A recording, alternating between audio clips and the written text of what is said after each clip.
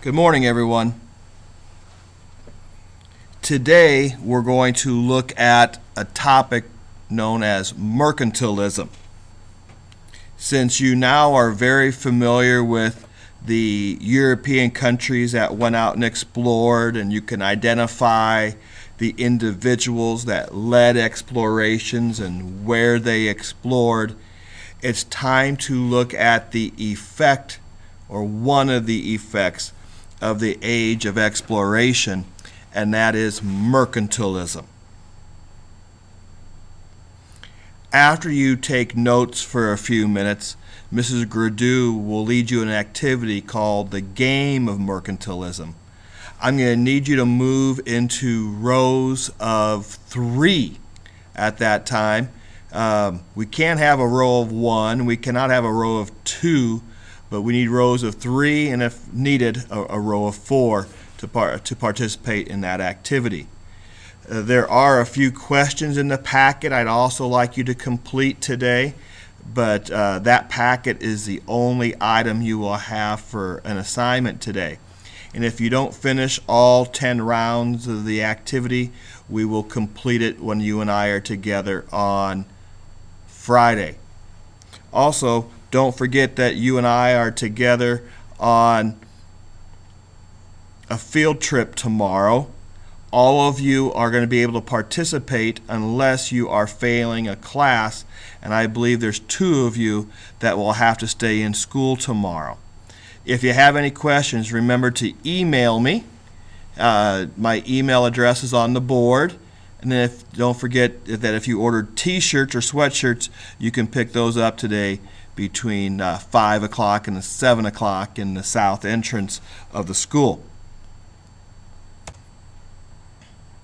This map I have on the screen for you is just a reminder of all the exploration, or the major explorations that took place during the age of exploration. And you'll see that, if you'll recall, that Portugal, to get to India and China, they went south around Africa. Spain attempted to go west to go east by going around the Americas. And then recall that France and Great Britain also went west to go east. All 3 countries, Spain, France, and Great Britain, looking for a passage through the Americas to get to India and China. The age of exploration allowed those European countries to establish claims to land around the world. Those claims to land around the world are going to lead to a concept known as mercantilism. So what took place in Europe as a result of the age of exploration? Remember, you can have Ms. Gradew stop this presentation at any time so you can get caught up with your notes.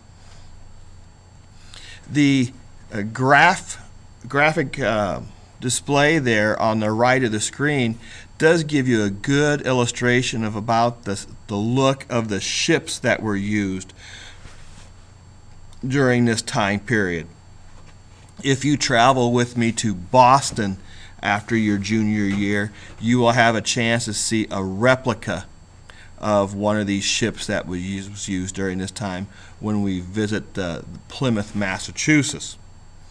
One result of the age of exploration in Europe was that trade grew between Europe and other parts of the world. These European nations that explore and claim land, they're going to realize that one of the benefits of this exploration is the acquisition of products that they can bring into their own country and sell either to their own people or to other people in Europe. So trade grew between Europe and other parts of the world during this time. Countries attempt to gain wealth, power, and influence during this time. Remember, to go out and explore, you already needed to have extra capital, and then this time period of exploration is going to allow your country to gain an even greater wealth, power, and influence in Europe.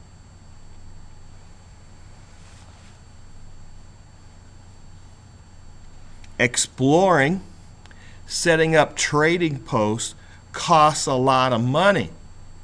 Only wealthy nations could afford to do that. And sometimes kings and queens needed an assistance, a financial assistance to do this.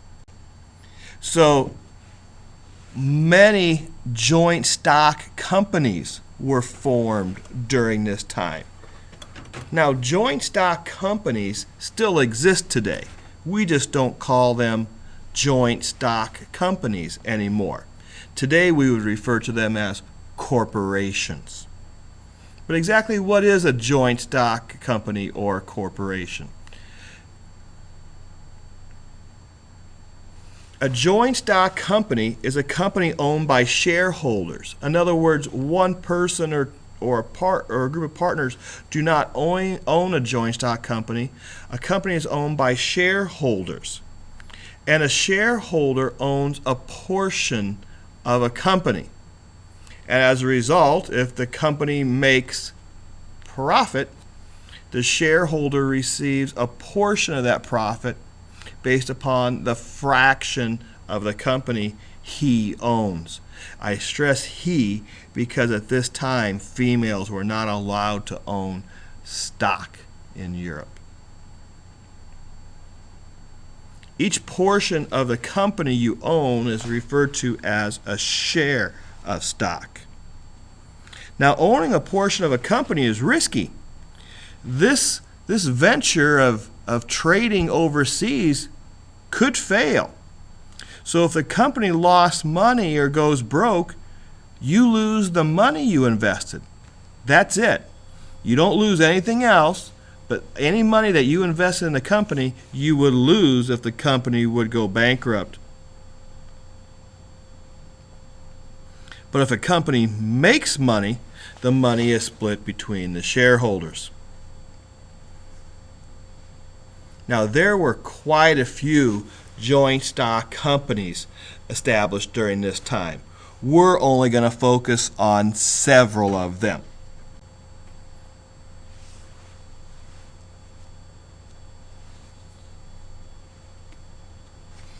The joint stock companies that we're going to focus on, again, we're only going to focus on some of them. One of them came out of the Netherlands, was formed in the Netherlands, and it was called the Dutch East Indies Company. Where exactly are the East Indies? If you're familiar with the area around Southeast Asia, where Indonesia is today. Don't worry, we'll know where you'll soon be coloring those countries during the second semester. But that area of the world, Southeast Asia, was often referred to as the East Indies. And in the Netherlands, there were people that established a company, a joint stock company known as the Dutch East Indies Company. In Great Britain, individuals set up a joint stock company known as the London Company. Other people in Great Britain established a company known as the Plymouth Company. Yes, this is going to be the company that will establish a settlement at Plymouth, Massachusetts. Another company that was established by people in Great Britain was a company known as the British East Indies Company. And yes, they're going to be interested in land where the Dutch are also interested in land, that area around Southeast South Asia. Now, if you're going to form a company like this, you need to have permission of that country's government. You have to receive what's known as a charter. That still exists today.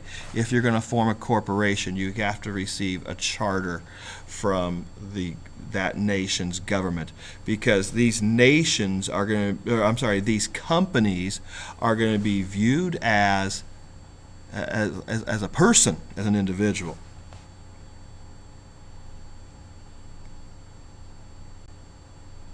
Finally, our last note is going to be on what areas of the world did Europeans explore and set up trading posts and colonies.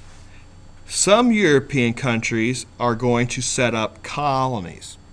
Some European countries will set up large colonies. Some European countries will set up small colonies. Other European countries didn't set up colonies, they set up trading posts around the world. Think of them as convenience stores around the world. But these trading posts or colonies were set up in several places, actually quite a few places around the world, such as in North America, South America, Africa, Southeast Asia, South Asia. Now, what's the difference between Southeast Asia and South Asia?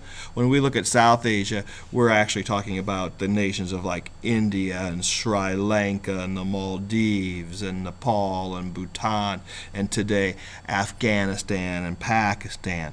Where Southeast Asia would be the countries of Vietnam, Thailand, Cambodia, Laos, Indonesia, New Guinea, the Philippines, countries like that.